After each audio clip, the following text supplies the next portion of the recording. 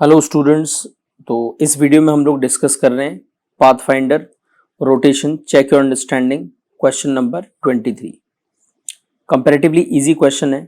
पहले हम क्वेश्चन का स्टेटमेंट रीड कर लेते हैं, then after we'll give it a try.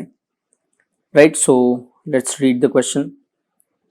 A uniform disk rotating about its vertical axis of symmetry is gently placed on a horizontal floor with one of its flat face on the floor. The floor has two portions where coefficients of friction between the disk and the floor are mu1 and mu2, right? Consider the line dividing the two portions as y-axis and the point where center of the disk is placed as the origin of the coordinate system as shown in the figure.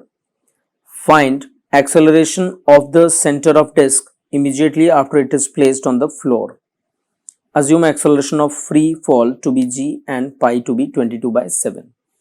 So what is being told in the question is we are given with a disk like this और इस disc के left और right में friction coefficients 0.78 and 0.67 है।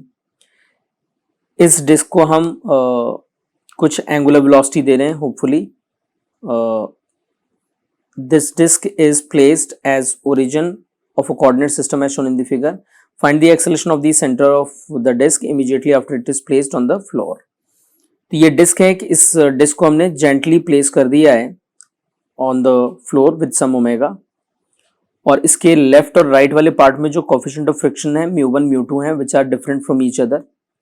तो जैसे हम इसको प्लेस करेंगे तो हमें इस डिस्क का जो सेंटर ऑफ मास है उसका एक्सेलरेशन फाइंड आउट करने की कोशिश करनी है, राइट। तो mu1 जो है फ्रिक्शन कोफिशिएंट वो राइट साइड का है जो कि 0.78 दिया है।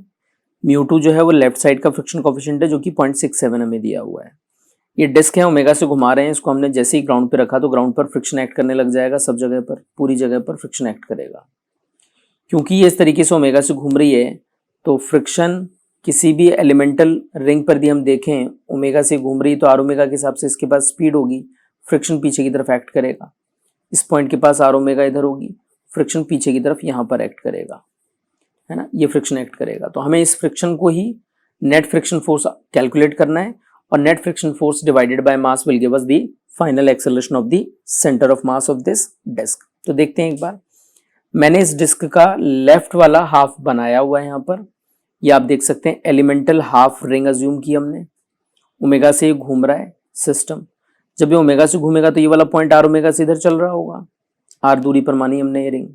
तो आर ओमेगा से जब ये इधर चल रहा है तो पीछे की तरफ फ्रिक्शन आ जाएगा इसमें। छोटे से इस elemental part of the ring पर जो फ्रिक्शन आएगा वो डीएफ आएगा और पीछे की तरफ आएगा, इस तरीके से देख सकते हैं आप, डीएफ फ्रिक्शन आएगा, राइट। स्टूडेंट्स आप यहाँ देख सकते हैं कि मैंने क्या किया है, मैं गया हूं यहाँ से थीटा एंगल पर, एक छोटा सा एलिमेंटल पार्ट मैंने इस रिंग का जूम किया है, डी थीटा एंगल वाला ये पार्ट है।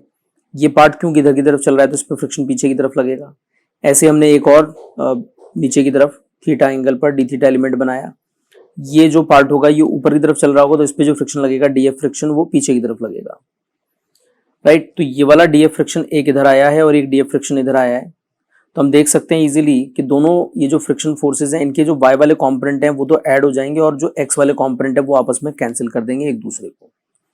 वाई वाले कॉम्पोनेंट मेरे काम के हैं तो मैंने इसको लिख दिया डी एफ वाई। तो नेट फ्रिक्शन फोर्स यदि मुझे पता करना है वाई डायरेक्शन वाला तो इस डी एफ के वाई वाले कॉम्पोनेंट्स को मैं इंटीग्रेट करने वाला हूँ।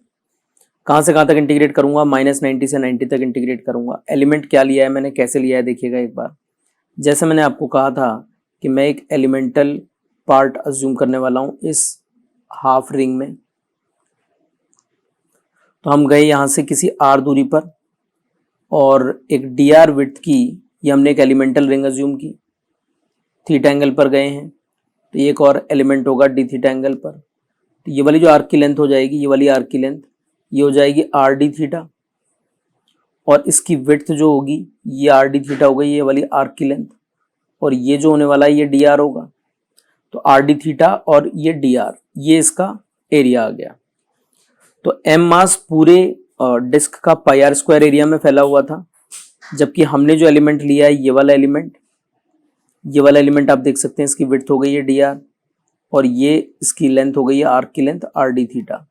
तो इसका एरिया आराम से लिख सकते हैं अपन r d theta d r. तो वही हमने किया है, मास पर unit area r d theta d r, ये हो गया इस छोटे से पार्ट का मास dm, और ये dm मास को हमने मल्टीप्लाई कर दिया g से, तो dmg आ गया, dmg को म्यू से मल्टीप्लाई कर दिया, फ्रिक्शन आ गया, फ्रिक्शन आ गया।